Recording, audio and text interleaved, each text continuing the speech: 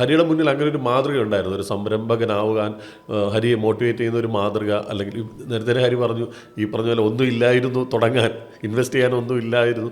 അങ്ങനെ ഒരു സാഹചര്യത്തിലും ഈ സംരംഭകനാകാൻ എന്തെങ്കിലും ഒരു മാതൃകയോ അല്ലെങ്കിൽ അങ്ങനെ മോട്ടിവേഷൻ ഉണ്ടാകുന്ന ഒരു സാഹചര്യം ഉണ്ടായിരുന്നു? ഞാനൊരു പാരമ്പര്യമുള്ള ഒരു കുടുംബത്തിൽ നിന്നാണ് വരുന്നത്. ആയുർവേദ പാരമ്പര്യമുള്ള ഒരു കുടുംബത്തിൽ നിന്നാണ് വരുന്നത്.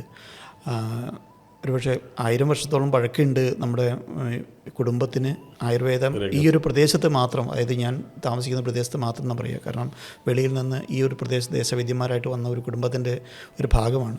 മുത്തച്ഛനായിട്ട്, അച്ഛൻ്റെ അച്ഛനായിട്ട് ഒരു വൈദ്യശാല അല്ലെങ്കിൽ ഔഷധ നിർമ്മാണവും ചികിത്സയൊക്കെ ആ കാലത്ത് വീണ്ടും ഒരു എസ്റ്റാബ്ലിഷ് ആയിട്ട് തുടങ്ങിയിരുന്നു. അതൊക്കെ ഒരു കാലഘട്ടത്തിൽ എന്താ പറയുക, ഡിമിനിഷ് ചെയ്ത് വന്നു.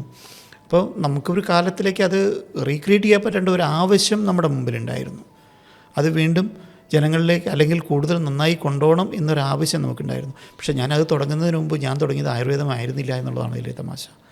കാരണം എനിക്ക് വേറിട്ടൊരു സംഭവം ചെയ്യാൻ ആണ് ഞാൻ ആഗ്രഹിച്ചത്.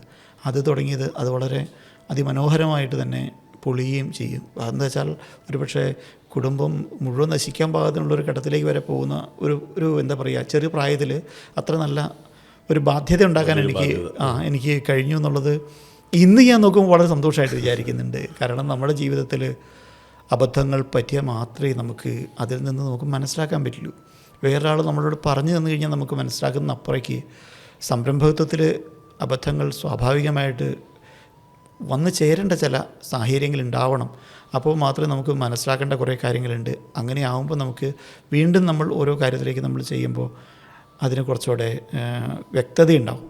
പിന്നെ പാരമ്പര്യമായിട്ട് ഇത്തരം ചെയ്യുന്ന അല്ലെങ്കിൽ ഒരു ഡോക്ടറാവുന്നു, കുട്ടികൾ ഡോക്ടറാവുന്നു, വക്കീലിൻ്റെ കുട്ടികൾ ആയി മാറുന്നു, അല്ലെങ്കിൽ സംരംഭകൻ്റെ കുട്ടികൾ വ്യവസായികളാവുന്നു എന്നുള്ളത് അതിൽ നമുക്ക് കുറ്റം പറയാൻ കഴിയില്ല. കാരണം ഒരു അടിസ്ഥാനം ഉണ്ടാക്കി വെച്ചാൽ, ഇപ്പം നമ്മളായ ഒരു അടിസ്ഥാനം ഉണ്ടാക്കി ഒരു ഫൗണ്ടേഷൻ ഉണ്ടാക്കി വെച്ചാൽ അതിനപ്പുറത്തേക്ക് ആ ഒരു ബാറ്റൺ അടുത്ത സ്റ്റേജിലേക്ക് കൊണ്ടുവരാൻ നമ്മുടെ തലമുറ ഉണ്ടെങ്കിലേ നമുക്കും ഇത് ചെയ്യാനുള്ള ഒരു എനർജി ഉണ്ടാവുള്ളൂ. കാരണം നമ്മൾ ചിന്തിച്ച് ഒരിടത്ത് എത്തിക്കുന്നത് നാളെ വേറൊരിടത്തേക്ക് കൊണ്ടുപോകാൻ, നമുക്ക് അടുത്ത ഘട്ടത്തിലേക്ക് എത്തിക്കാൻ നമ്മുടെ കൂടെ നമ്മുടെ കുടുംബം എന്നുള്ളവരോ അല്ലെങ്കിൽ നമ്മുടെ അടുത്ത തലമുറ വരും എന്നുള്ളൊരു പ്രതീക്ഷ നമുക്ക് ഇന്ന് ചെയ്യാൻ ഉള്ളൊരു വലിയ എനർജി തന്നെയായിരിക്കും.